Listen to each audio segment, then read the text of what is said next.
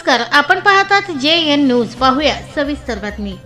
राजाराम बापू कारखाना unit number 4 कडून शेतकऱ्यांची फसवणूक. मच्छिंद्र वाघमोडे. जयंत पाटील यांच्यासारखा कपटी जगात कोणी नाही. जत प्रतिनिधी. राजाराम बापू साखर कारखाना युनिट नंबर 4 टिप्पेहळूकडून शेतकऱ्यांची अक्षरशः लूट सुरू असल्याचा खळबळजनक आरोप रेवणा विकास सोसायटीचे चेअरमॅन, त्याचा बाजार समितीचे माजी सभापती सुरेशराव शिंदे यांचे कट्टर समर्थक मच्छिंद्र वाघमोडे यांनी केला आहे. यावेळी टिप्पेहळीचे ग्रामपंचायत सदस्य पप्पू शेठ शिंदे, होलार समाजाचे जत तालुक्याचे नेते बाजी केंगार आदी जण उपस्थित होते. मच्छिंद्र वाघमोडे म्हणाले की स्वर्गीय राजाराम बापू पाटील यांचे जत तालुक्यावर नेहमीच प्रेम होते. ते शेतकऱ्यांचे कैवारी होते. मात्र त्यांचे सुपुत्र माजी मंत्री जयंत पाटील यांनी जत तालुक्यावर अन्याय केला असून त्यांनी जत तालुक्यातील शेतकऱ्यांची फसवणूक केली असल्याचा आरोप करत या कारखान्यात वजन काटा मारला जातो असा आरोप करत तसेच त्यांनी FRP प्रमाणे उसाला दर देण्याची मागणी करत या तालुक्यातील शेतकऱ्यांना त्यांनी न्याय द्यावा, त्यांनी स्वर्गीय राजाराम बापूंचा आदर्श घ्यावा असा टोला लगावत या कारखान्यात जे तरुण नोकरीस आहे त्यांना परमनंट करावे. तसेच युनिटमध्ये मळीचा दर 700 ते 800 रुपये आहे. असा दर कुठेही नाही. हा कारखाना त्यांनी कवडीमोल दराने विकत घेतला असून एक प्रकारे त्यांनी या सभासदावर अन्याय केला आहे. या तालुक्यातील शेतकऱ्यांनी आपले मग घरातील सर्व वस्तू विकून साखर कारखान्याचे शेअर विकत घेतले.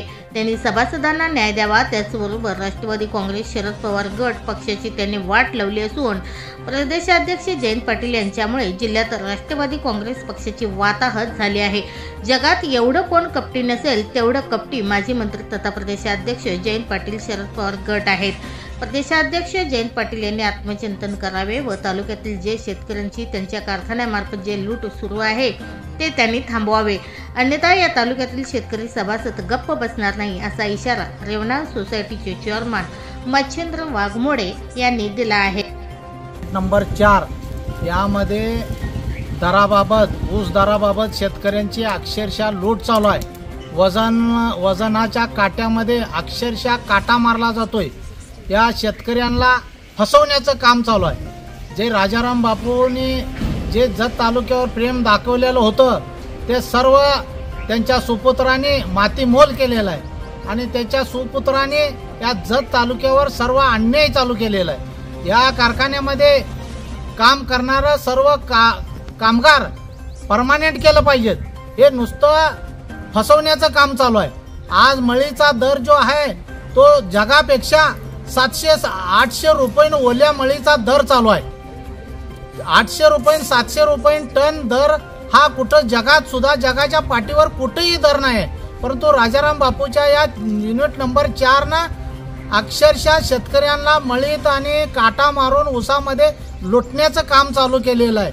या कारखान्याचा एवढी जमीन असताना या काडी मोल म्हणजे एकदम कमी भावात आणि कवडी मोल किमतीत हा कारखाना घेऊन या शेतकऱ्यांना जत तालुक्याच्या फसवण्याचं काम केलेलं आहे. आणि सांगली जिल्ह्याची सुद्धा या जयंत पाटील साहेबांनी अक्षरशः वाट लावलेली. हा राजकारणी माणूस इतका कपटी आणि धूर्त आहे. तो आज मला तर वाटतंय की जगात सुद्धा असा कोणी माणूस नसेल इतकी जत तालुक्याची तर अक्षरशः वाट लावलेली. बघे बाबा आता तर आहे.